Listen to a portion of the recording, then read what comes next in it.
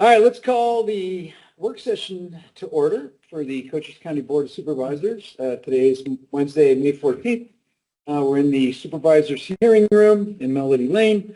Pursuant to RS 38431.02H, the public will have access to the meeting room 15 minutes prior to the start of the meeting. Any item on this agenda is open for discussion. Members of the Board of Supervisors will attend either in person or via Microsoft Teams. Members of the public may also attend this meeting via Microsoft Teams, computer, or mobile app.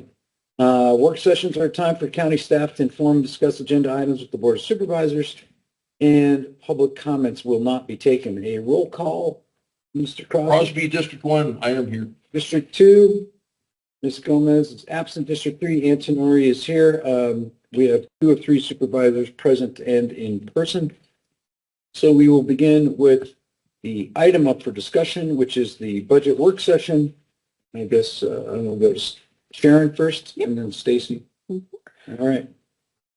So today we've put together the information that has been submitted by departments, as well as the various work sessions we held last month.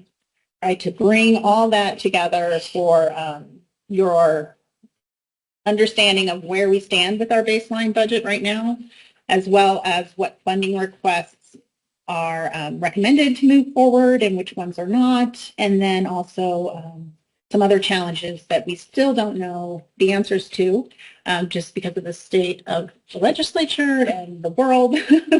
So some things are outside of our control that we're still waiting to hear on, but we are working towards that tentative budget presentation in June and providing ourselves a little bit of padding in order to once we pass the tentative. Adjust if necessary. Yes, we cannot go up after we pass tentative. So that's the overview of where we're at today. And then I'm going to let Stacy go into more detail. Yeah. And I appreciate Stacy's done a lot of work on this over the past couple of weeks, bringing everything together. So you should be. Good morning, supervisors. I'd welcome you to this budget work session. I think we're going to cover a lot of ground today. We're going to go over our revenues as we have projected currently, our expenses, and that's going to include mandatory expenses increases that we kind of have to deal with, and funding requests, which are discretionary items for discussion for your approval. So at Frank's request, we provided a baseline budget summary up front so that we can look at what our big picture is first, and then we'll go into the rest of the details. So what we're looking at right now is an overall reduction in our total county budget by 3.78%. So the general fund is increasing this year for over the amended budget for last year, but we are losing revenues and expenses or dropping off budget portions in special revenue funds for the most part. And that is through the end of contracts with specific grants and grants that are not being renewed because they were COVID funding grants. We also have a reduction in our capital project funds. It's just less projects that Daryl's doing in this next year, and a voluntary reduction in our enterprise funds as well. And that is mostly via Jason Faccio's choice to reduce charging the solid waste fleet budget. So he reduced that by about $200,000. So there's a small decrease there as well. What we have in the bottom for expenses is we have a reduction in operating costs from the departments, and those were voluntary reductions that they did on their own. We are rolling forward the amended personnel budget from FY25 to FY26 because that includes everything as it stands with funding requests and market adjustments for last year. So we roll that forward. And we have 2 items of discussion or discretion for you guys to adjust as you see fit. And we'll provide our recommendations. Our current recommendation right now is allotting $1.18 million to market adjustments and $1.21 million to funding requests. The special revenue, enterprise, and capital project funds also balance, of course, with their revenues. So that's our bottom line that we're looking at right now. So for general fund revenues, we are estimating $109 million. That is based on our assessed net assessed value for property taxes going up, so our levy is going to increase, and I'll cover what our levy is on the next slide. But we have increased the value of new construction has increased 2.3%, and current home values have increased 2%. Our county half-cent sales tax, we're estimating at bringing in $10 million next year. Our state shared TPT taxes, we're estimating bringing in $18 million next year. Our HERF, we left conservative for this year, as it has not been performing as well as some of our other funds, incoming funds. And VLT, we left flat from last year, as it's been flat for many years.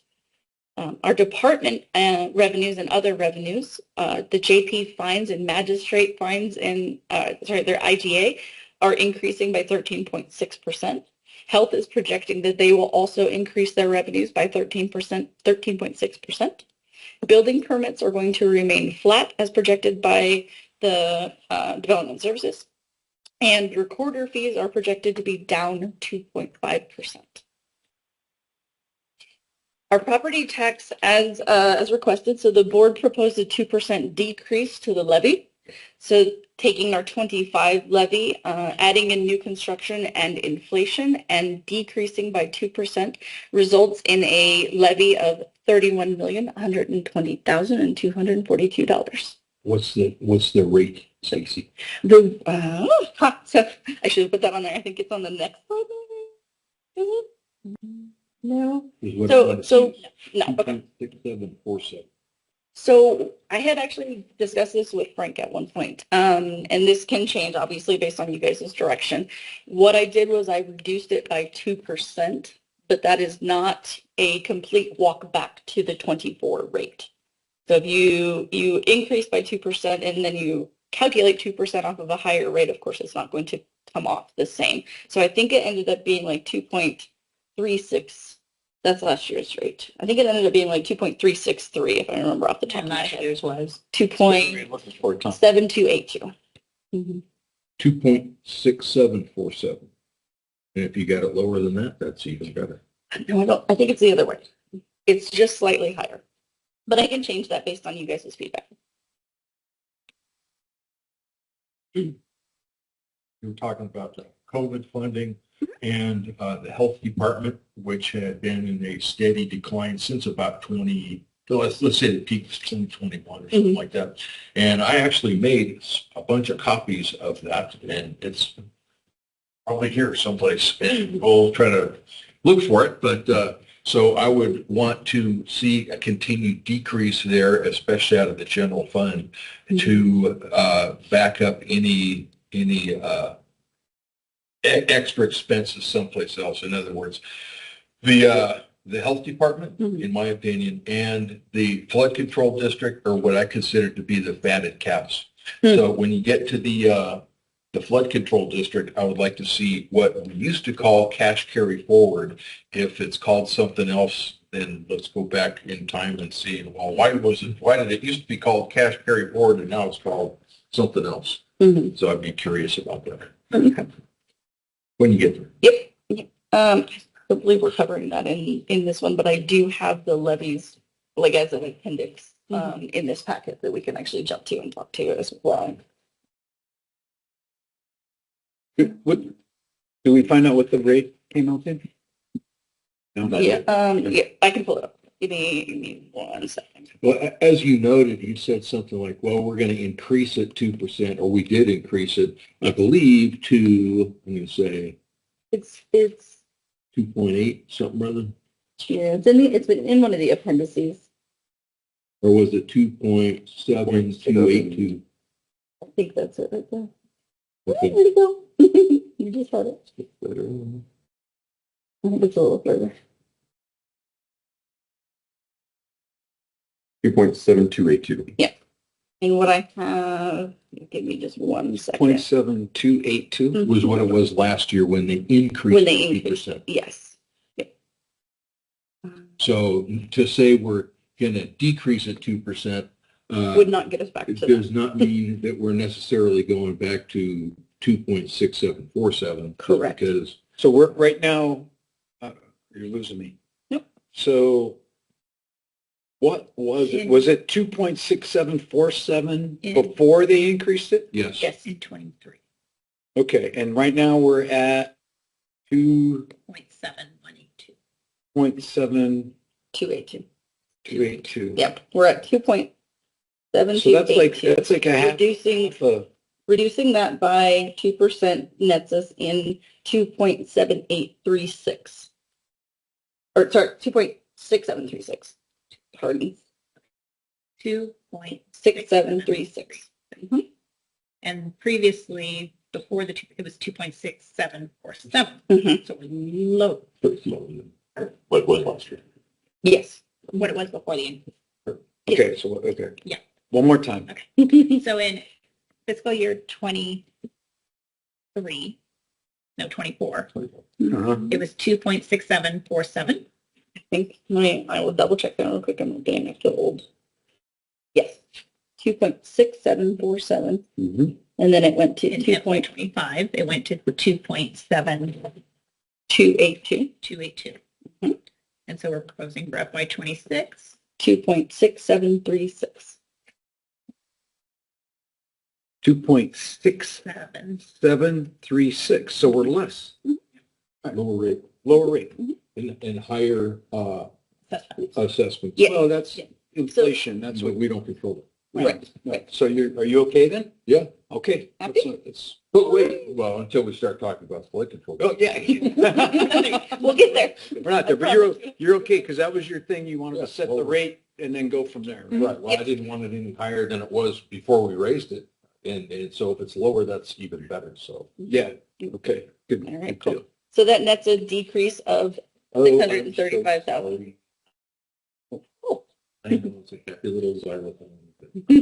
It's cute.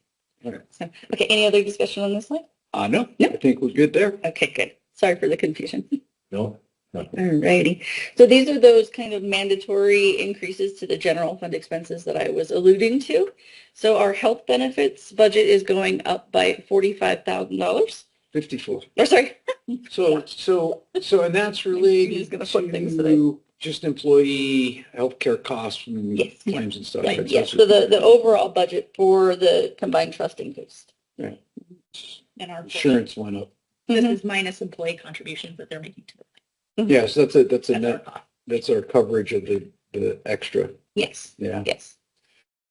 In terms of all those benefits, what I've pointed out time after time, every time somebody came and they were asking for, well, we need more personnel, which I'm sure they do. We got to balance increased benefits and salaries versus more personnel. And I presume that the prevailing attitude is going to be, we want to keep our jobs, our salaries, and our benefits, and we will postpone on personnel increases. Is that what you're On thinking? added personnel, generally that does seem to be the The prevailing. attitude of. Yeah. Well, I understand. So we talked about also reducing the number of personnel by attrition over time to recoup. It won't be something that's going to hit right now, but if we start now, and as we, talking to Sharon, if we have a system to evaluate the criticality or the necessity of that position versus, like a score, like a 5, a 1 out of 5 scale. A 5 is a very critical position. We gotta fill that position. And a 3 is like, yeah, we need it, but if the world came to an end, we could probably get by without it. And a 1 is somebody that, we probably don't need them. So if they retire or leave, then we probably won't refill that position. Then if it's a 3, it'll be a discussion on, what is the impact with the department, relative to their needs. And then, but if it's a 5, we're gonna just replace them as they retire. Okay. And when we talked about that with the defense attorney people, the indigent defense, Right. 3 categories, I pointed out that, well, we got to go to the Constitution and see what it says about the Bill of Rights. Right. Everybody's These are not guaranteed services. right. They're guaranteed a right to an aggressive defense, technically. Right. They're I supposed to. don't know what else falls into that kind of category. Is that just This is not a service. This is a right. You have to, Right. well, jail, the inmates. Right. So, I mean, I'm with you on that. It's just that there's a, like when you're talking about the health department, right? So you're talking about an employee in the health department retires. What is their criticality to the county? Are they a 1, a 2, a 3, a 4, or 5? You know, so if they're somebody that performs a critical service that's mandated by statute, or it's implied to be something that the public determines to be a critical service, then we'll probably just replace that individual if they retire or leave. But if it's somebody that's a 1, they're just I don't know what's a nice way to say it, somebody that just does ministerial paper shuffling or something in the office that could be absorbed by other people picking up that slack, then maybe that job goes away. Workload evaluation. Yeah, yeah, but we have to have a process to evaluate that, though.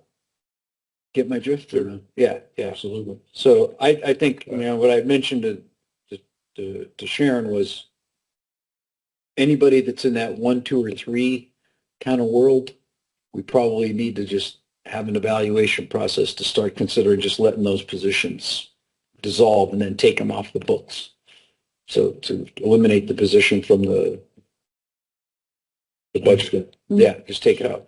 But then the somebody that's a 3, 4, or 5, again, well, threes, we kind of have to have a discussion with the directors.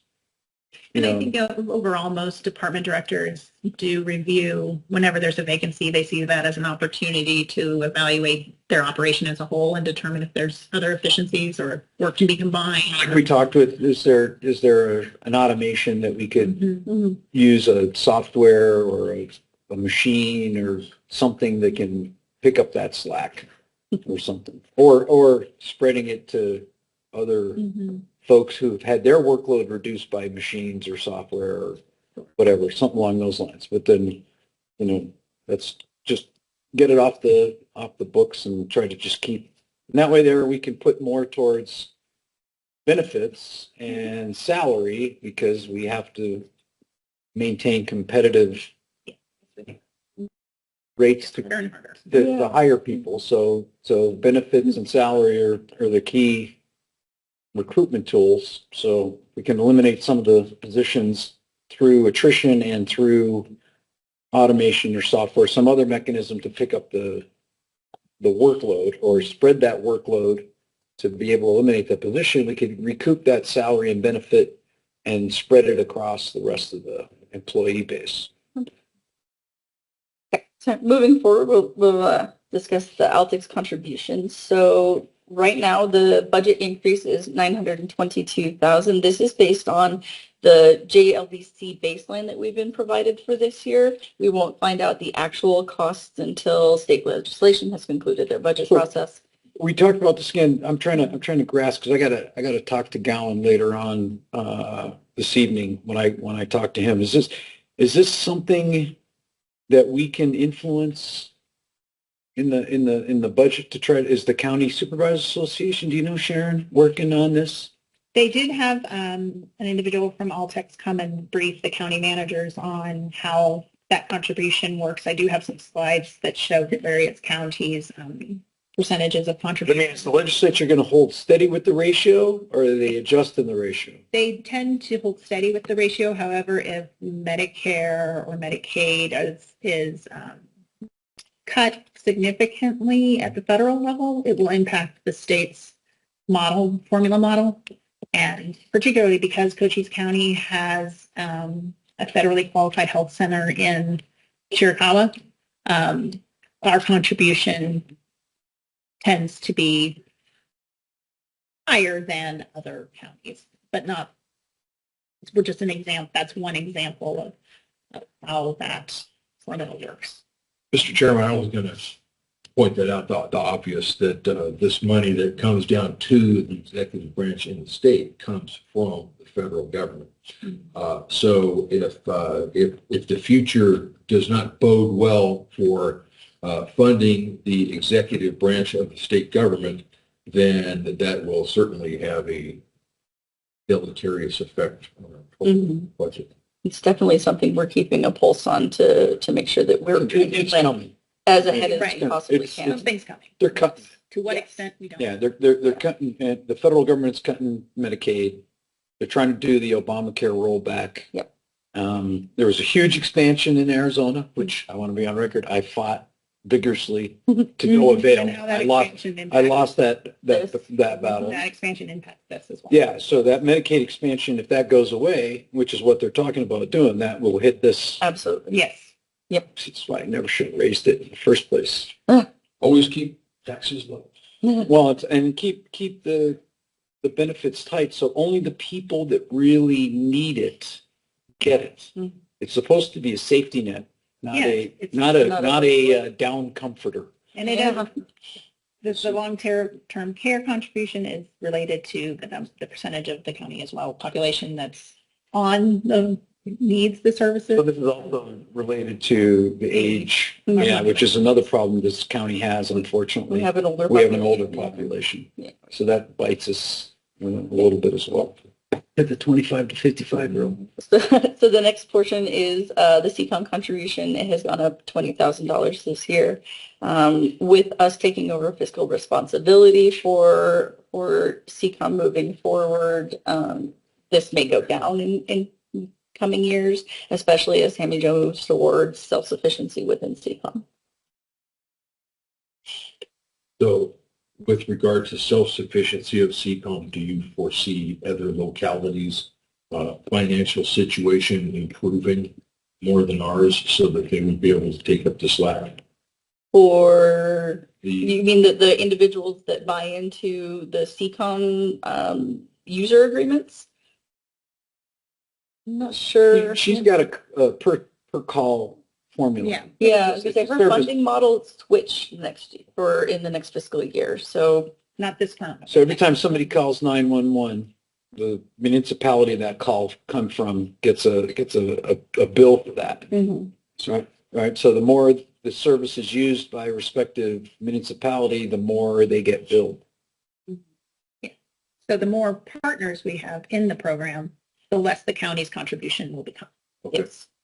Or if a municipality uses it a lot Yeah. and we don't, then our contribution will go down and theirs will go up. So if we have fewer 911 calls from within the county, the unincorporated county, and then the city of Sierra Vista has more 911 calls, that will adjust the ratio.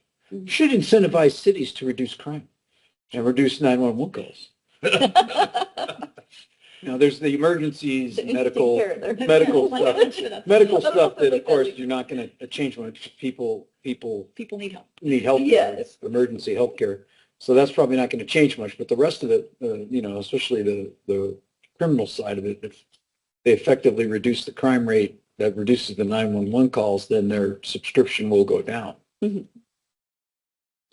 And then that will increase the net proportion cost because we still have to maintain the infrastructure.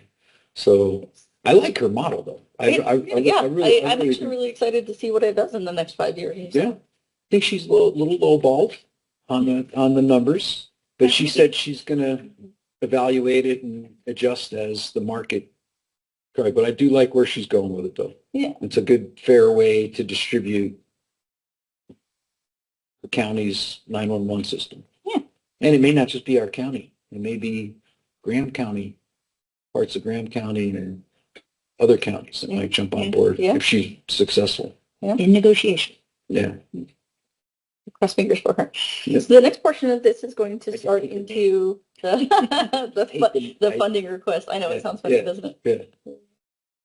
So we're going to start with our personnel funding requests.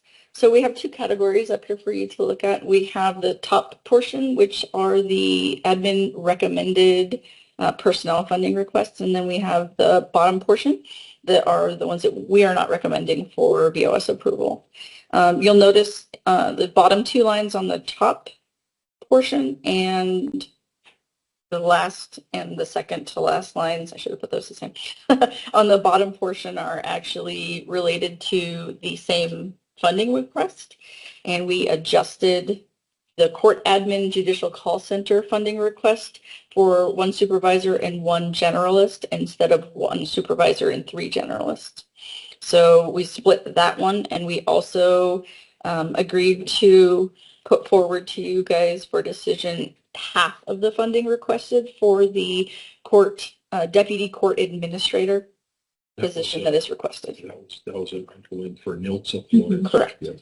So Recommending she get more help because it's my understanding she's doing a spectacular job. yes, So of the few increases of personnel, that she did say that if we only funded half, she does have the funds within her budget to move a different vacant position, change it, make it fund this position instead. So there's but some flexibility there. Ideally, she would like the full amount, but she understands if we want to try to be. does she want a full position or Yes, does she she only wants a want a full half? Yeah, It would just be a split I fund understand. situation. Because I was thinking she could split with the attorneys, but if she wants her very own Yeah, whole person, that's fine too. we could do it that way. So the ones that are on the bottom, Ms. Gilman has spoken to the departments in question down there to explain that we are not moving forward with those portions or those positions. As I recommend, but of course the board can change. Yes. So back to the, Steal my words. Yeah. Sorry, so Frank. Interrupted you. the DEMA thing was somebody that was on a DEMA grant. I just want to make sure. This is several individuals, yes. Right. And then so explain that to me how you said, so we So had they started out, people that were on the general fund they were on the general fund and then committee. we off-funded them because we got a grant Yep. So and then moved them. And now the grant went away and you want to just move them back. Yeah, Correct. So it was the savings for a series of years. And now it's ended. So it's not an increase in fees. It's just where they're funded. But it does increase the general fund in that way. Yes. Okay. How many questions on that? Not current. Okay. The next section are operational requests. So we have a number of 2 one-time costs and a number of annual costs moving forward.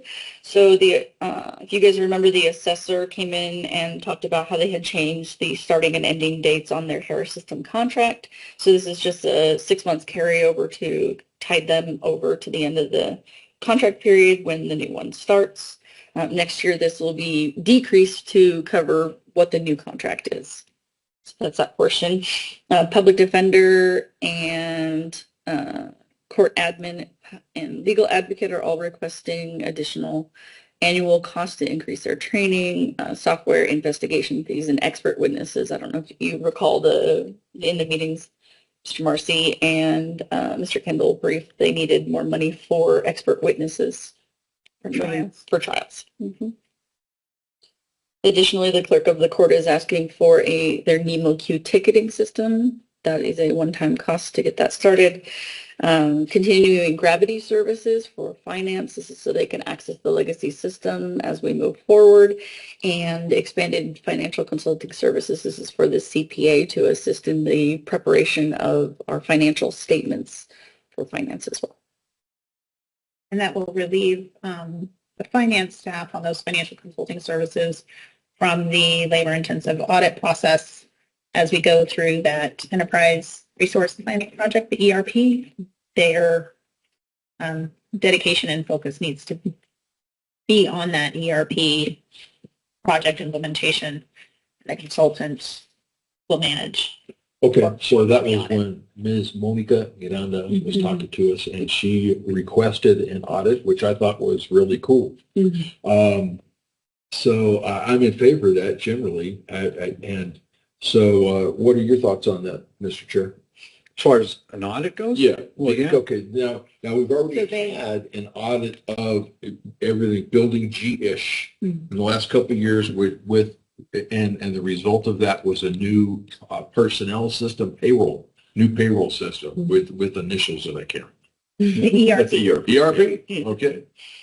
So, So go ahead. sorry, I was going to say it's not the financial consulting services won't perform an audit. They'll prepare for the Auditor General's audit. Okay. So The just- audit that I was talking about was what would be, rather than just a cursory audit, which is generally what the Auditor General does. They just look at revenue and how it's spent, and then if it aligns, money in, money out, and it shows it. I'm looking at something that more is not a forensic audit, but it's more of a comprehensive audit to find potential inefficiencies, find potential redundancies and overlaps, and then if, hopefully we don't, but find shady, sneaky potential issues like went on next door in Santa Cruz County. I don't think we'll find that, Right. but they generally find just smoke, right? They don't find the actual fire. They just go through and say, this looks funny. This doesn't look normal. Maybe we should do a little deeper dive here. That's all they're going to identify for us. And then if we want to do a forensic audit, then after they find something more sufficient, then we could do that. But it's just basically a little bit deeper dive than the Auditor General's audit, so just to find if we're doing something, there's like 3 different overlaps of the same thing, and we're using the same money 3 times, and it's kind of like not an efficient use. And I would request, just because we are going through the ERP implementation process, and that's a hefty amount of change already, Yeah. and then working with this entity and getting that next year's audit done, perhaps that's something we can do in the FY 27 year, after the ERP is implemented and we have that new system. Well, again, you're making a good point, because here we are. I don't want to say we're new and young and eager and trying to get a lot done. In a short amount of time. Yeah, we've been doing a lot. Right, We've been moving kind of fast, but I mean, there's only so much you could do, and biting off more than you could chew in the first year is probably not. But we do need to do one. Staff We do. capacity. Yeah, we're exercising the staff. Mhm. So we do need to do one, though. I mean, it's just just the way to make sure we're doing efficient business. Mhm. And it's not necessarily looking for fraud, although it will hopefully find, if we do have it, someone will notice something's not right, and then we could dig deeper to see what's going on. But it's just to make sure that we're efficiently spending the tax resources that we do receive. Okay, so what was your overall budget projection with projected grants? I know that's impossible. It's okay, I can go back. And sales tax and property tax. So that's all rolled in. Yeah, this is all rolled into here. So your sales tax and property tax, all of that would be up under your general fund in FY26 requested, part of that $109 million. Okay, and what is our most expensive department outside of Building G? Oh, it's the sheriff. Sure. Yeah. Absolutely. What I was looking for what sheriff little tab here. Did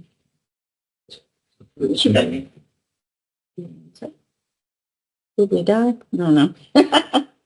My computer may have died. It was over 30 million. Pretty Yeah, sure.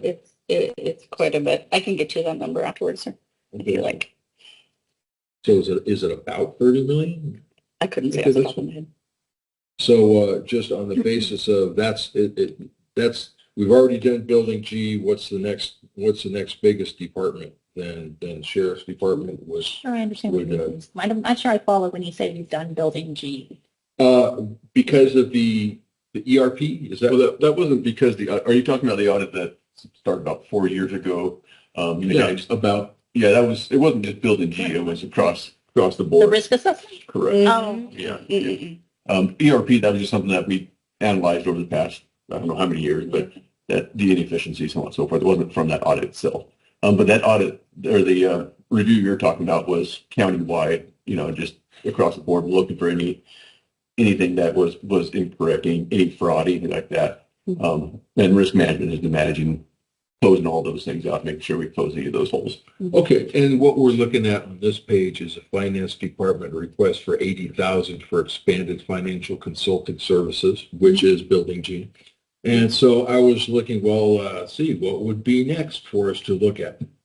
That was my rationale. Just on the basis of what's the biggest ticket.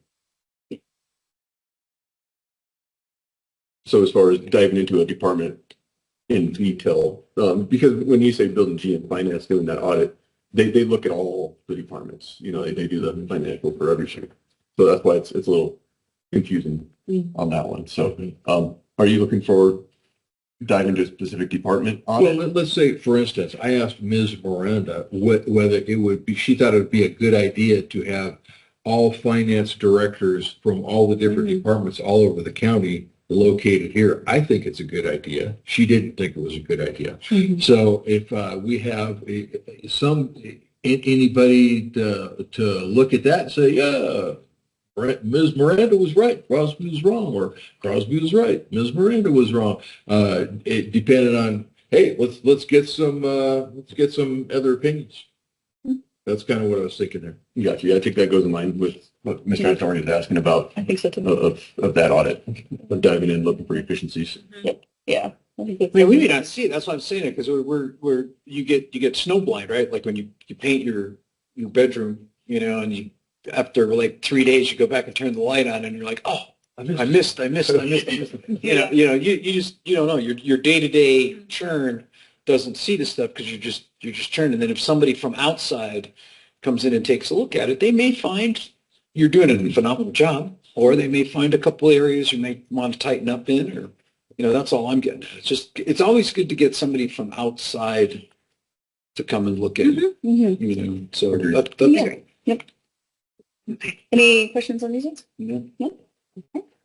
We have one. Oh, you had one? Are you going to talk to us about PSPRS liabilities? Not on this one, but on the next work session. We will. All right. I can bring up just so that we do have a but within the budget, we have accounted for an additional $5 million payment to PSPRS, as we have been doing over the past few years, in addition to our standard contributions that we have to make for unfunded liability. Okay. So it's the additional, we still have that built into the budget. I understand. And so as of 2023, we're looking at, this is Sierra Vista County.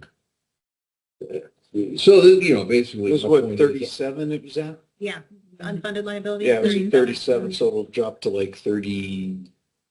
So detention. Because we did not bond statewide, we're at a lower or a higher lower unfunded liability percentage that other counties who went out for a bond, and they're at like 90 or 100%, 95% to 100%. So they kicked the can farther. Right, they do. So it's a different. So as of 23, it looks like unfunded for court, which is the corrections officers, was 6.6 million. And let's get the county on the back of this. I think it was 37.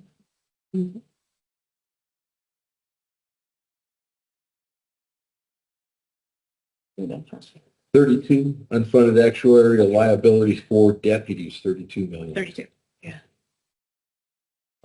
So what I pointed out is that, in my opinion, when we're talking about anything having to do with taxes, there was a document that I had for the old finance guy, or the old not the budget guy, and that had to do with the maximum that you want to tax your people. And I can't remember what the title was, but it had to do with property tax. But in my opinion, it doesn't matter whether it's property tax or not, whether it's a combination of property tax, sales tax, and every other kind of tax.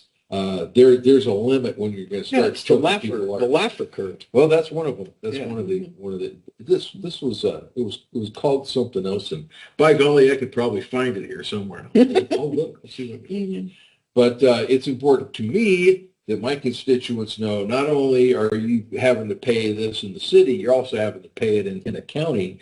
And so that's why I have the Sierra Vista PD, their officers were 27 million. And the fire department is probably on the other side of this. And then you got Fire, their fire department was 15 million. So you start adding up, what's the total liability for all these pensions for everybody in Sierra Vista, and it's like, whoa, it's a mind blower, and it isn't anybody's fault since the 80s or something like that when they implemented this stuff, but here we are, we're stuck with it, and I think our colleague Ms. Gomez was lamenting that fact that, hey, we didn't cause this. Well, here it is, you know. Mhm.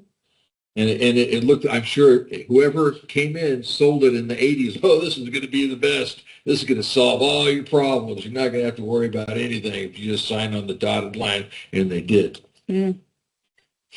Mm. Fortunately. So we do have one building enhancement funding request. This is a funding request from CCSO for improved security measures at several of their locations. This includes ballistic glass and improved security features. This is, I said, I don't know if I can share. Can I share one of the violating open meeting law violations? No? No, you were just talking to us. Yeah. Oh, okay. This is an open meeting. This is an Okay. So I'm not a fan of this. I asked about the justification, right? So is there a lot of people, pointing guns and knives at people on the other side of the glass? Is there, a lot of calls for service to the police to come in and deal with people that are threatening to cause bodily injury to the people? And the answer was, I don't think so. I don't believe so. So to me, that means, it's not necessary, it's not like a high risk, it's not like a bank. Even banks don't even have ballistic glass anymore. No, No glass. we had plexiglass for a while. Yeah. So it's like, I don't know what the fascination is with having ballistic glass. Feel safe. Yeah. It's If I recall from their presentation on their conversation on it, they did cite improved morale and improved feelings of safety for their individuals working in those offices. In the sheriff's department or in the jail. In the admin building, the sheriff's administration building.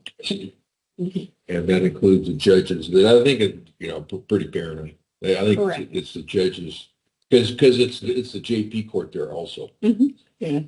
And And they're probably more paranoid than the deputies. I But it's think. not like there's a recurring, issue with somebody jumping over the counter and busting through the plexiglass to go at somebody or something, or somebody pulling guns on somebody. It's not, none of that's happening.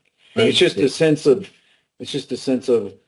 somebody says, oh, we saw a guy with ballistic glass down the hallway, and now we want ballistic glass too.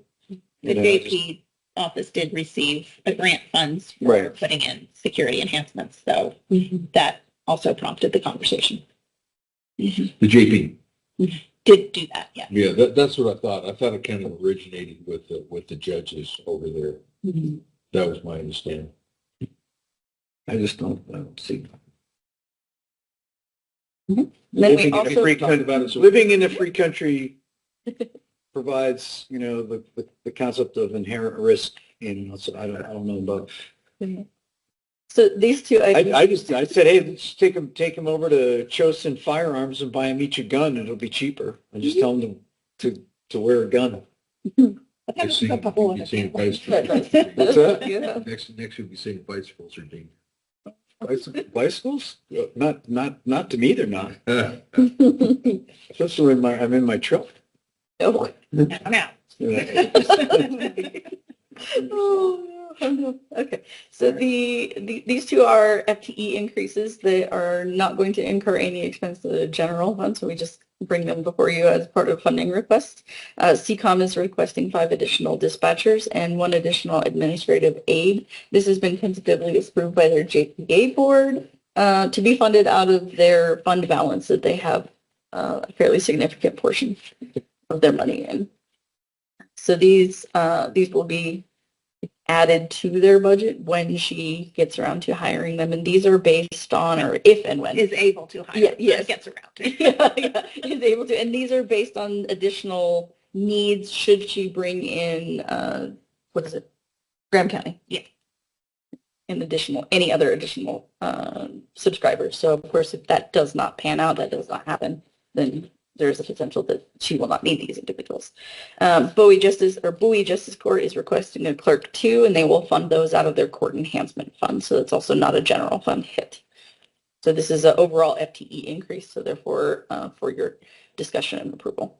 Yeah, in my opinion, CCOM might not get all their dreams come true, depending on what everything looks like. And then, like we said, those positions, she would hire them when the funding and the necessity dictated. Yes. When she Except for the showed end. us her shift schedule, and there was like one shift that was not filled during the whole week. And I know people are going to resign and people are going to go on vacation and stuff, but I understand. The admin aide is one that she needs, so that person would handle the finances, the billing, the budget requirements. And she is looking to fill that immediately. So Upon approval. a necessity. Some of her dreams might come true, but not all. We're hoping her admin aide does. She needs it. Alrighty, so historical county market plan. So we're going to get into the market portion, market adjustment portion of this. So our county market plan increases over the last couple of years have kind of varied. We did 1 million, we did 1.8, we did 2.1. Last year we did 1.2 million. What we're looking at this year is, so when I provided you guys the information up front, that bottom line up front baseline budget, what I did was I took the funding requests, plugged them in, and then looked at what we had in revenues over expenses, and that is the amount that we could go up to in our market adjustments without having to seek further funding anywhere else by increasing tax base, by increasing revenues or anything like that. So that's what we're saying is our maximum without having to go hunting, I guess is a good way to put it. That would represent 92.42% of the market.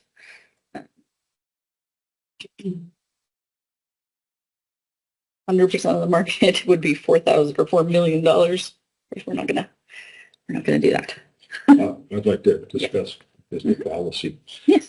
which is that if there is one county that is 85% of market, and then there's another county that is, well, if there's one county that's 85% of market, then theoretically there's some other county that's 115% of market. And so we would hope that the people that are now 80% or 85% of the market would stay here. But if they decided to go to a 100% market place, then those people in the 100% marketplace would be leaving there to find the 115% Absolutely. marketplace. Why wouldn't they? Well, that's kind of my point. You can't stop them from doing it. So although it's a worthy goal to keep people, and especially in these administrative positions like the courts, where it seems almost like a revolving door, and the sheriff has also lamented people leaving for the Border Patrol or the Highway Patrol or something else. I moved from place to place for the work, and I don't think I ever moved for a raise. Did you ever move for a raise? Did you ever have a choice?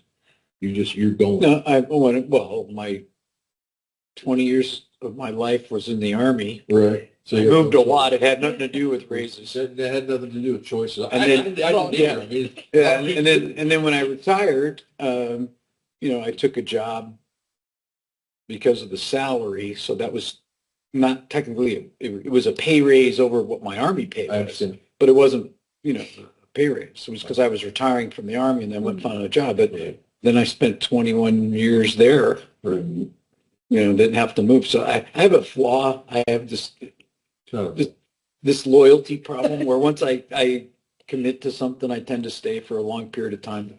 My wife's happy about that. All right. Been married 30 something years. So I have that, when I commit, I kind of commit Stick with it. kind of thing. Yeah. So I know there's guys, I deal with new engineers that do 3 years, get some experience, build up their resume, and punch out, right? And that's why I when they come to me and say they want to go to some professional So I can get conference, people. professional conference, I go, because I know all the Lockheed recruiters and headhunters are going to be there. So it's just the nature of the beast. Yeah, and so the Gen Xers tend to be more stable and loyal, you know, but the Gen Yers and what's the millennials? There's the bad one, right? Those are the ones that Those are the ones that jump. they jump, they jump, I don't identify with that. they jump all around, right? So their model is to just to Keep finding more. yeah, pay jump, raises. jump, Yeah, and jump, which is and why I jump, said and jump, what I and jump, said. and jump, and jump, and jump, and jump, right? So, They end up at Phoenix. what's that? They end up at Phoenix. Yeah, Yeah. they tend to be more mobile. They have less commitments. They don't put their roots down, and that's just that's their lifestyle. It is a challenge of managing expectations of how much work can we perform and to what level given our funding constraints. And when we don't pay people according to their expectations, we lose them, and then we can't provide the services to the public as well or in such demand as perhaps the public is requiring. So there is this effort to try to balance public expectations, employee expectations, and our total revenue and expenses as a budget as a whole. And market is just one component of that. To speak to what you were alluding to earlier when you were saying chasing that. So market is something that we are constantly chasing. So we try to close the gap every year, and the market keeps going up. So we're successful at various rates. You know, in 24 we were only at 88% of market. In 25 we were just under 90% of market. In 26 we're proposing that we'll be under 90 as well. So that ceiling continues to raise, and we, in our efforts, try to maintain that balance as best as possible. Like Sharon was saying, to ensure that we're compensating people fairly and meeting their expectations while meeting the public's expectations. Greg, what was the Laffer Curve business that you were talking about? Dr. Laffer, when he was Reagan's economist, had two lines on a graph that showed tax rates, which was the growing curve, and then it showed productivity and revenue generation related to taxation. So the higher tax rate generally resulted in lower revenues and lower productivity because when you tax something, you discourage it. So he said there's got to be a way to find a sweet spot where you can optimize the overall tax rate to where it generates revenue and incentivizes without stifling it to a degree. And he was a PhD in economics, so he did it in he basically did a study, or what do they call that? A thesis or something. Right. Right. So and he developed that, and he showed that, you know, over time that this was the spot where generally you can get away with taxing this certain amount without stifling productivity, and it would generate more revenue than you actually if you taxed at this higher rate. If people counterintuitively think, oh, well, let's just raise taxes and revenue will go up if we raise taxes. Well, that's not the case, because when you tax something, you tend to decrease that activity in that area. So revenue goes down the more you increase it. So he basically found that sweet spot, and where those two lines cross, where the tax line and the productivity line cross, he drew a little circle there, and that was the optimal zone, that if you don't go too low, because if you go too low in taxes, you lose revenue as well. So we said, where is that sweet spot to optimize revenue and productivity? And that was the Laffer curve, and that's But the sweet spot doesn't remain stagnant either. No, it doesn't. So No, it doesn't. So he's got a bunch of polynomial equations that calculate this and show where that sweet spot was. When I was in the legislature, Dr. Laffer was part of the Arizona Financial Advisory Committee, who used to come in every year with the JLBC guys and brief us on the current state of the economy. You know, all those things go into his equation, right? So there's all these different factors that go into the equation. And he would say, okay, here is for the state of Arizona, this is the sweet spot. This is where overall tax, which is property taxes, income taxes, sales taxes, miscellaneous like vehicle license taxes and other taxes. This is the total amount of tax burden that you should strive not to exceed if you want to optimize your revenue coming into the state, and that would be his contribution, would be to tell us where that sweet spot is. Well, I He remember lives in Scottsdale, by the way. the old budget guy. The chart that I was talking about was labeled aggregate indebtedness. I don't know if you remember that or not, but it was out of the ARSs, I think. Pretty sure. Oh, so when we're talking about the jail tax, it has been called an excise tax and it has been called a sales tax. And so to figure out which one it really is, do you have an opinion on that? Is that a sales tax or is it an excise tax? Because one was supposed to be a production tax and one was supposed to be a consumption tax. You have any Well, thoughts? it's a consumption tax because it's a transaction privilege tax. It's a tax that's occurring at a point of sale. So it is by definition a consumption tax. Okay. Is it a direct tax? Yes. No, but I think that they're saying that it isn't. I Well, agree it with the semantics. is, well, yeah, for us in the county, right, we only have two of the three legs of the stool here. We don't have income tax here, right? So we have property tax and we have sales tax. And income tax is the third leg of the general tax revenue that the state sort of sees and perceives as the three-legged stool of taxation in Arizona, right? Those are generally, so those are the three direct taxes. Those are direct taxes.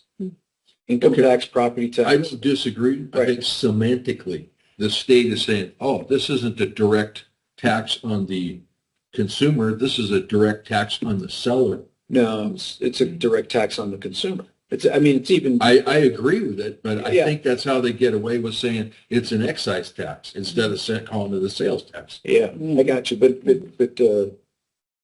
you pay it, not the, And it's on your receipt. That's how yeah, it's a sales tax. the point of sale just collects it on behalf of the state. Mhm. All right, so the merchant is actually collecting the tax on our behalf, on the state's behalf, and on the municipality's behalf. It's their privilege.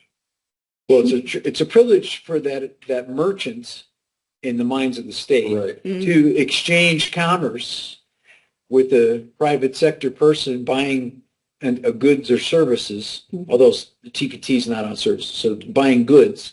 So they're buying goods. So that is the tax to transact that, the privilege to transact that exchange of commerce. That's why they call it transaction privilege tax and not sales tax, I understand. which is semantics. It is semantics, and But- in the law, which had to do with all those jail tax issues and jail election issues. Yeah, I know they is call it an repeat- excise tax, It's repeatedly called. but it's at the point of sale. So to me, it is a direct tax, transaction privilege tax, whatever you want to call it, but it's not an excise tax. Well, there you go. That's my 2 cents. I don't care what the statute says. Yeah, well, that's what it says. Yeah. So our next item on here are a number of things that have come about through some of our other work sessions and conversations we've had about things that you guys would like to see in the budget or possibly discuss. So for reductions in expenses, we had heard that you guys would like to voluntarily reduce your. I was going to go for 50K. I was going to bump the community enhancement fund reduction to 50, just leave 25K in there instead of 75.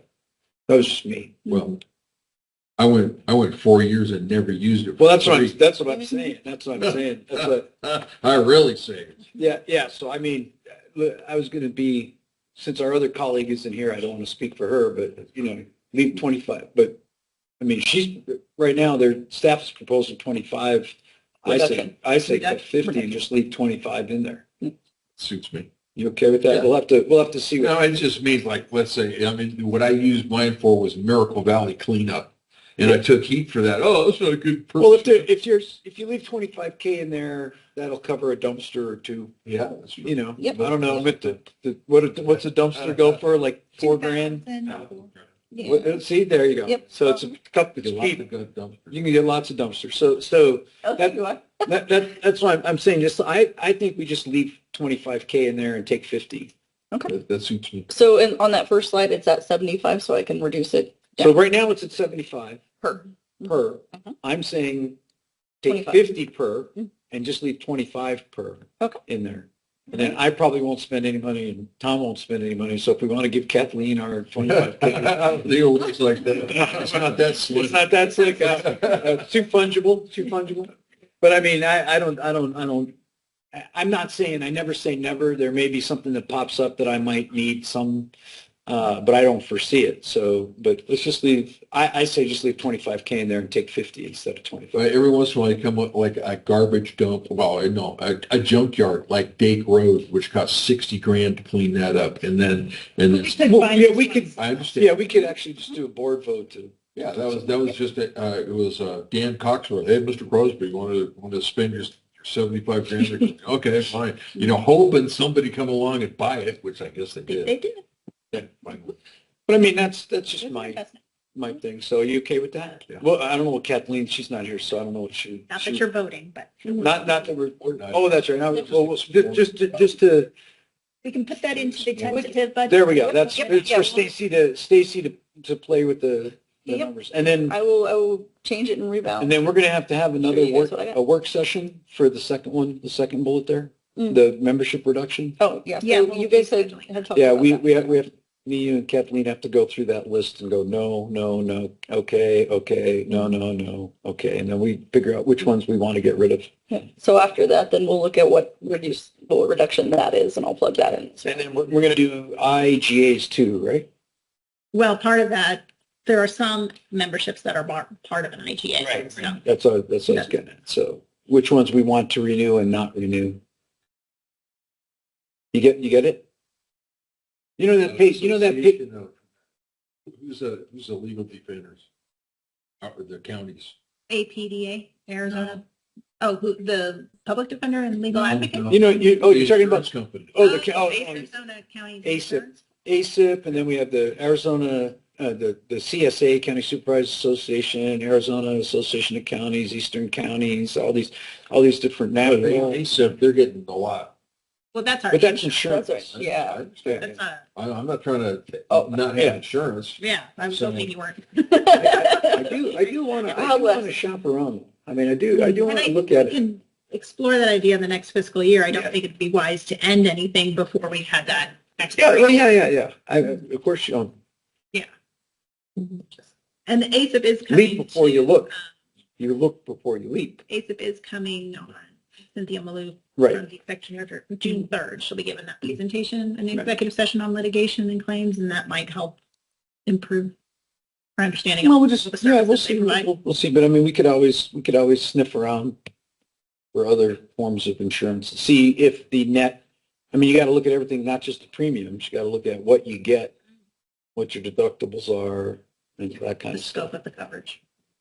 Knowledge and experience defending and litigating cases, whether they're successful or not so successful, that kind of stuff.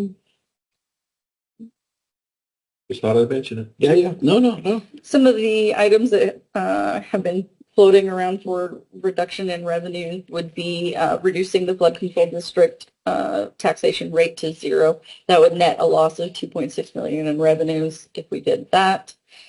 Jail district tax uncertainty. Or, hang on a minute, or we could use that in a way to go towards road projects related to flood control.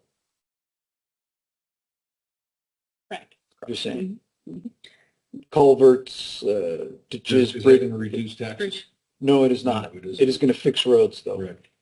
which So, is, I like the idea of cutting taxes. I know you do. I like the idea of fixing roads too. Yeah, me too. So it's just, that's a way, we're, correct me if I'm wrong, we are required to have Big flood control. We have a that for the flood district. control district. I don't know if we can do it 0%, Well, but maybe a little. but that's why we need to know what the cash carry forward is, because if they're sitting in there, at one time, they're sitting in there with 9 million, okay? So like, for example, If they're trying to spend it as I'm just fast saying, as so they we have- can, so we don't we spend it. have the Ocotillo Road crowd, right? That's crying about the flooding on Ocotillo Road, right? So maybe we find a couple $100K to go put a culvert in or put in, what are they called? Swales or ditches or whatever to divert this way or divert that way to protect, Grade control structure. protect the road from flooding. You know what I mean? Yes. Yeah, So, a lot of that cash carry forward has been set aside for future larger projects that cost multi-million dollars. yeah. So there, Well, let's not do those. that's, Well, Let's not do those. so we got that coming up. We got that coming up. We're going to have a meeting on that. Right. Is it this week? No. It's like, I asked. Oh, it's in June? I saw it on the we calendar. have one this week. Somebody, I asked them, Oh, just me? how much total money to solve all the water problems? Or, and like line every wash with concrete, get all the rainwater and recharge it in the ground and all the problems are solved. Okay. And well, there's infinity money because there's infinity washes and there's hardly any rain. And so what's realistic about all this kind of stuff? And my opinion, which I've shared repeatedly, is we're not going to recharge the aquifer. We're not going to do it. And anybody who says they are is putting a false promise out there. I agree. There's not enough. Right. Okay. So this is what I heard when I was on the city. But I mean, there's council. no sense in, but then the other show thing, that we're doing something. well, you're slowing the bleeding. You are not going to be able to stop the bleeding, and you're not going to be able to provide a blood transfusion. That's a fact.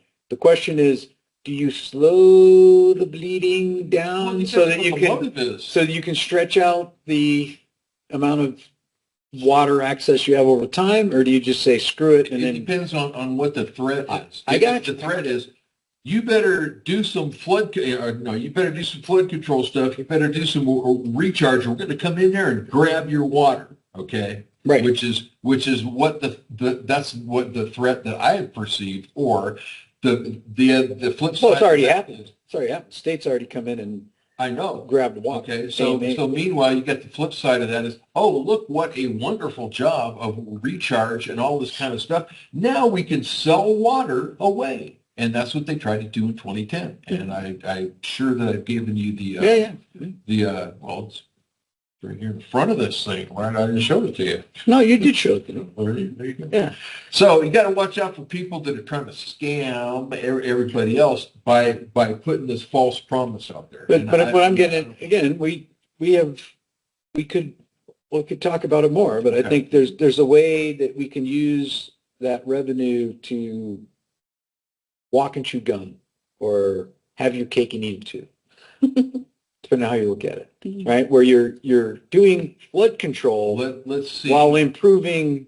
Let's see what money is in there before you say you don't want to zero it out or make it 0.0000001. Let's see what money's in there, because if the current plan is to make magnificent concrete structures, and we could do it with riprap and stuff like that, and with we've talked about that, do it cheaper. Yeah. Oh yeah. Yeah. Mr. Preston, And that's- the current cash carry forward in this fiscal year is $7 million. And so that's everything. Or is that flood control? That's flood control. Mhm. $7 million. Mhm. The 2.6 coming in, we could easily do without that 2.6 million, use the 7 million, redirect it. And that's what I've been saying for 4 years. Did anybody listen? Well, With the understanding of what that long-term plan, how that affects any long-term plans for larger projects. Mhm. I would be comfortable only if the board understood that. Sure. Okay. Well, part of that is repeated, very generous contracts to hydrology studies. yeah. Which I've pointed out That do not produce a drop, not a molecule of water. some of that stuff we gotta talk about too. And then I already talked to Sharon about that we have to have How a powwow on this circular engineering study, this study, that study, that study, that study. Never do that. The never-ending studies. So I'll give you an example. Some of the stuff that I do, once you do it once, you create a template, right? And then a lot of times afterwards, it's just copy and paste. It's not the amount of labor that goes into that is dramatically reduced. Or you have pockets of data that you can come to a conclusion on by you pull from this, pull from this, pull from this. It's all the work has already been done. But you pull, so for like when we're talking roads, right? If you have a flat, straight road and you want to do an engineering study on this road because you want to chip seal it now, right? You do that flat, straight road, you do the engineering study, but just so happens down the road, there's another flat, straight road, all right? So just take that one, copy, and paste. Now, some of them are going to have a curve. Some might have a drop off. You might have to do a little extra, but there's no reason to do an engineering study, an engineering study, an engineering study, an engineering study. Just, you know what a flat, straight road is. Copy, paste, copy, paste, copy, paste. You know, there may be a little bit of measure this or measure that you got to go do, but for the most part, it's going to be about the same, right? You know, so when it comes to even the flood control stuff and the hydrology stuff, you know, we have to go study. Well, why not? You got data that you could basically, it's already paid for, you know, just copy, paste, copy, paste. Why do you have to keep doing all the, you know, another 500K here, 300K here, 400K here? That's my 2 cents. Like, but it's to your point because somebody needs to pay, payola, somebody's money wants to gets their livelihood from that. Like we were talking about last night, there's a lot of people whose livelihoods were relying on certain federal dollars, to get stuff. That's the problem. So, but I mean, I don't disrespect their desire, but you know, they're trying to feed their families or whatever, but keep their livelihood going. But sometimes you got to say, hey, maybe you should move into another career field. But that's where I come from on the flood control, though. I mean, we could look at it. I mean, there's a way that I think we can do both flood control and road improvement. Suits me, use the money that's already there. Yeah, we could use some of that money that's already there, you know. But there's some projects, that's what we're going to have when we have the flood control working group meeting. There's some projects I think that we got to reprioritize. Especially after the phone call I was on this morning. So, anyway. The next uncertainty in revenues, of course, is the jail district tax and whether or not how the pending litigation is resolved or the vote in November's and how that impacts the jail district's existence. We are moving forward with just a jail district budget that the board would approve in That's the June and MOE. July. That's the MOE budget. Yeah, and Plus- the revenue, And the revenue portion. sales tax. Yeah, but that sales tax, with the exception of the planning and Right, for the new jail. for the new jail, nothing is coming out of that Right. amount. So we're planning as status quo in that regard. Right. But of course, things can change depending on how decisions are made in the future. So that MOE could have to come back to the general fund if the jail district was dissolved. So that leads to uncertainty in the general fund somewhat. But So that raises our expenditure. So budget wise, Stacy's calculated for FY26, if we were to suspend the tax, let's just say July, right? If we don't renew the tax until July the following year, we'd lose $10.8 million for not collecting it, which is what we're likely going to lose. I mean, that's probably. So what's the timing between when is this judge going to do whatever Yeah. he's going to do? That's why it's uncertain, yes. Okay. And then I'm certain. even if I'm we, certain that, like last year, I won't vote for a budget that has that money in it at the time it's time to vote, because as I've said several times, that is ill-gotten gain. And if it isn't ill-gotten gain because of what the appeals court said about the 10 or 11,000 people disenfranchised, it's ill-gotten gain because the county did not follow due process to get it done. So there.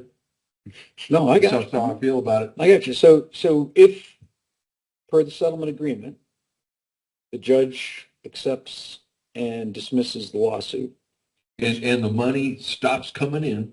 well, that's the condition of that, right? So upon that judge's approval, and when he dismisses, he approves the settlement, dismisses with prejudice, usually is what they do. They dismiss the case with prejudice.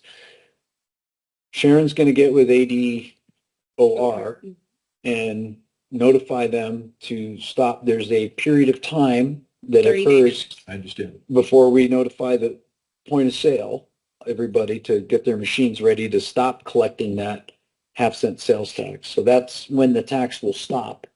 And then we will continue on with our election with the defined resolution that we would like to go back to the voters with, which will hopefully negate some of the stuff that you were concerned about last time. And then the voters will decide. And However, if the judge decides, I'm going to let the AG and the SOS intervene, and this is just going to go on interminably, that's, and then I don't, Then that's probably something we would need to discuss in executive session as to what our next steps are. right. But I'm with you there. So we'll have to have a thing, but that's the way I see it going, you know, and then we have to work on actually what we want to put on the ballot and define it. I got some ideas that I've been working. just thought So it is, no, these are all thoughts that run through my head every time I look at the budget and try to figure out how we're going to handle those very high dollar uncertainties. how are we going to replace that lost revenue? Right. Well, we're not spending it though. So that's why I don't. No, but I mean, just moving the MOE back to the general fund So- and any increases in jail expenses that have occurred beyond the MOE over the past couple of years, So we then will are have increasing our expenditure. sufficient time, I believe. Sheriff may or may not agree, but we'll have sufficient time as this jail process goes forward to evaluate what will be the maintenance and support costs of a new jail. So that by the time we pay the jail off, which will be a couple years after it's built, so there will be time while this is going on where he can calculate what it costs to man, support, and logistically supply that jail so that we can prepare that general fund for the day that we pay off the jail. When the jail gets paid off under what I'm proposing, the jail district would dissolve, poof, go away, and at that time, the maintenance of effort goes back into the general fund. So we have time to prepare for that. It'll be several. And there may be maintenance effort plus. Right. Because It may be. But if we build the jail right, it could be less, depending on how we do this, right? Yeah. I mean, but I don't know. You should prepare for potentiality that it could go. Well, that's hard. That's hard. It could go up, but I mean, but we will have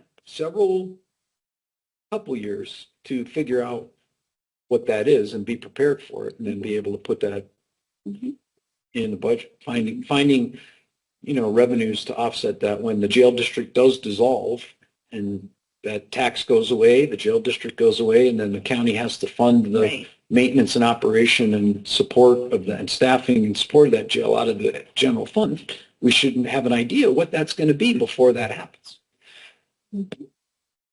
It would be even better to have an idea before it goes in the polls. That It is would be even harder. better to have an idea before we hit July. It is very difficult to figure out what that would be before we go to the polls. We can come up close though. Yeah. And again, I've got the tables. We got what's the guy's name?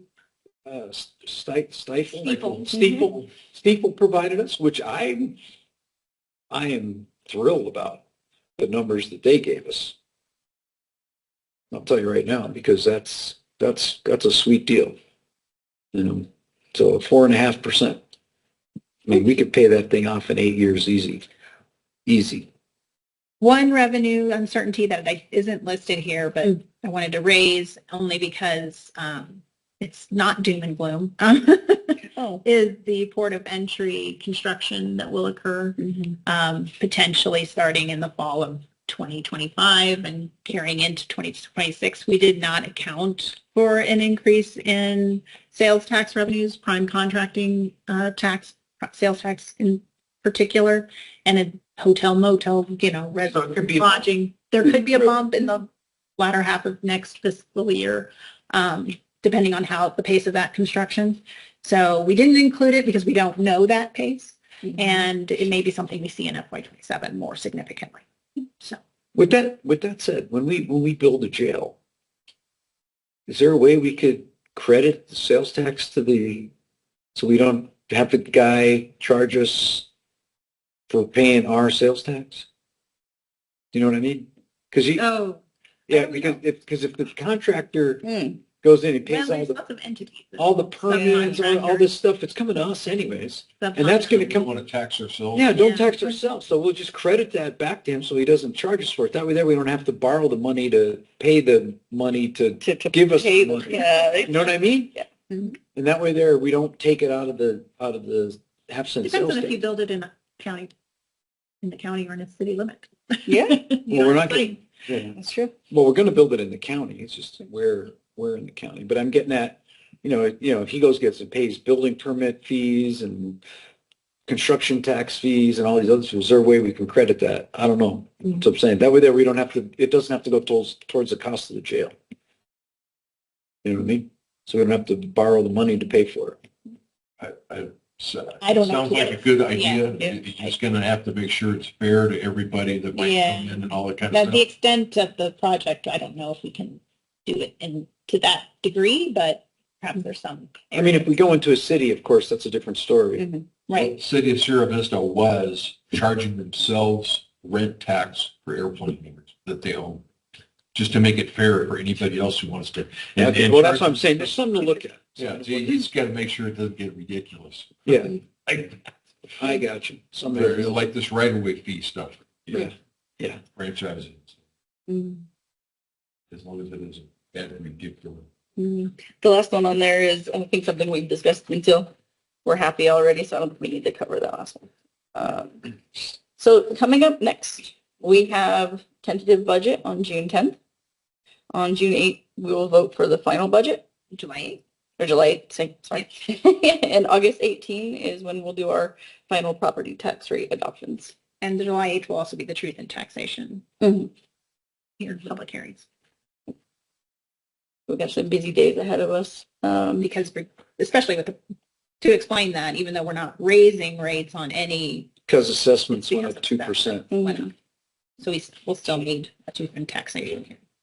Think how happy everybody would be if their actual property tax goes down. Yeah, the total dollar.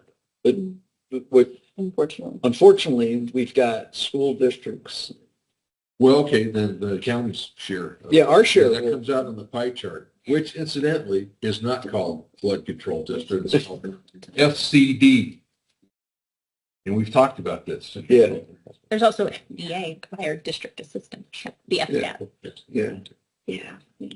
All right. So, So there are a number of appendices after in your slides, and wasn't sure if you guys wanted to talk about any of those or discuss anything on there, or, if we don't have time now, you guys can get back to me later with questions or. one of the things I want to ask was the sheriff's department for the sergeants and below. Ah. And so are you taking that out of the market assessment, or did we No, so that's. find a 3% pay raise? So I did calculate those numbers for Yeah. you, just in case you wanted them. So the 3% for the Sergeants and below. right, is $100,268 to do a 3% for them. So you need to add that into the budget. Yeah. Yeah, that would be, Yep. in on top of it. All right. All I have for today. That's on top of. On top of market. Yeah, that So would be then on top of we're it. just doing the delta to get them guys to 3%. No, No. that's not what I have calculated. What I have calculated for market was market for everyone. Right. So if everybody in the county got the market Mhm. rate, Mhm. and then we wanted to, which is not 3%. If we wanted to get the sergeants and below to 3% and the corrections guys, 3%. Okay, so if you're saying if the directors came back and said, these individuals, I want to give them 2.2%, and you're saying, find the Not delta the between. directors, the sheriff's deputies. Yeah, sorry, the sheriff administration wants to give the deputies, let's say they did 2.2%. You're saying raise them from 2.2 to 3%. Right. Okay, I can do that math for you. Right. That's what I'm getting at. So I'm just saying for sergeants and below, Mhm. all the line guys, and Mhm. for the frontline corrections officers, not the Okay. command staff Mhm. over there, just the corrections guys. Everybody gets whatever the county But market is right, so we to get did them to 3%. So they all see a net 3% increase in pay. What's a that net number? 3%. Yeah, net. What if the market salary adjustments that the sheriff's office is receiving, they then distribute and the deputies receive a 5% increase by their calculation and how they divvy out the funds? Then that additional funding wouldn't be necessary in your mind. What now? Am I, So So- the sheriff, he decides with the pot of money he gets where that money gets divvied up when they get their market numbers. So as long as we give him enough to give every guy a 3% pay raise, if he wants to screw guys over or fluff money up, that's on him. The commitment I made was for the frontline officers. Mhm. They would get to try to bring them up a little bit to match all the other guys. They would get a 3% pay raise. So yeah, then if the numbers that we have to get to the market numbers that Yeah. was decided was 2%, we had another 1% Correct. for, So they whatever their pay is now, it goes up 3%. There's also the overtime at a minimum. Yeah, I can. category of people that was advantageous for us financially, and I can't remember all the reasons why. You But mean because they're the part-time. part-time individuals, yes, that we don't pay EREs on. So, Did you yeah. want to tell us about that? And So those individuals are jail. calculated within this market figure that I provided. Good. Of course, if with your changing guidance on that one, that would change that market number. But I can calculate that. Be interesting. We could take it out of Take a little the bit. community enhancement funds Mm. and the subscriptions to pay for that. Right, there's Yeah. savings there to be Mhm. found. Mhm. So Yeah. that's helpful. Thank you for your Donation. contribution to the cause. Yeah. I'll take what you guys bring down in those expenses and I'll allocate it Yeah. towards that market and then we can see where we stand from there. Perhaps in my office, I have the aforementioned budgets for, I had about 6 years of them, going back from whatever of the health department, the peak in 21 and declining to present time. And so I think that we should look to that department for what is not grant funded, because if it's grant funded, then it doesn't apply to our Tax tax place. Right. But when we saw the presentation, it was like 90% of them was grant funded, right? Mm-hmm. So there's 10% left. And they have been working on increasing their revenues so that their general fund subsidy is not as heavy of a burden for us. Okay, are you talking about, for instance, the inspection fees and stuff Correct. like that? Yes. Okay, so I remember that there was a trick that they did, which I didn't appreciate, and I voted against it. And what they did was, we got this COVID money coming in, so we're going to increase our inspection fees, but we're going to subsidize it with this COVID money. Mm. And so when the COVID money goes away, you're still Really? left with, yes, the higher fees, and I voted against that. Mm. You're talking about when they increase the fees to the users, to the citizens. They offset it to the restaurant, for example, so They subsidized that with. so the fee, let's just say it was $100, they raised the fee from $75 to $100. They Yeah. used $25 of COVID money. Yes. To And raised it up. It was just 1 year. It's been gone for a while. Oh, it's been gone? They're back to the normal? No, but No. that means, But that means that- the rate rate's is still increased higher now. than it would have been if Oh, they didn't, COVID money was never there. The rate, though, It's just historically does subsidy not money. cover the full cost of the inspections. I understand, process. that applies the general to. I don't even know why we do it, but I would say let the free market reign. that When you also- get sick, go on Yelp, tell everybody not to go eat there, and then that solves that problem. But I've been in hundreds of countries that don't have health departments to inspect their restaurants, and I've eaten at some pretty interesting restaurants. Interesting. And people don't go to the bad restaurants that poison people. It's just a weird thing. This is true. They just intuitively know. You know, if that guy constantly poisons people, nobody goes there, and the restaurant goes Don't out. eat that. No, the restaurant goes out of business. You don't need a health inspector. I mean, people, you walk in, you see a rat run across the floor, you turn around, you walk out. Sure. That's the way I look at it. You know, it's just me. Retro, I have a high tolerance for foreign flora and fauna that I've developed over the years. So anyways, all right. That's all. That's all. Oh, next meeting? Yep. All right. Our next meeting is tomorrow, May 15th at 10 a.m. here in the hearing room to review the agenda for next week's regular meeting. That's it. Have a nice day. Adjourned.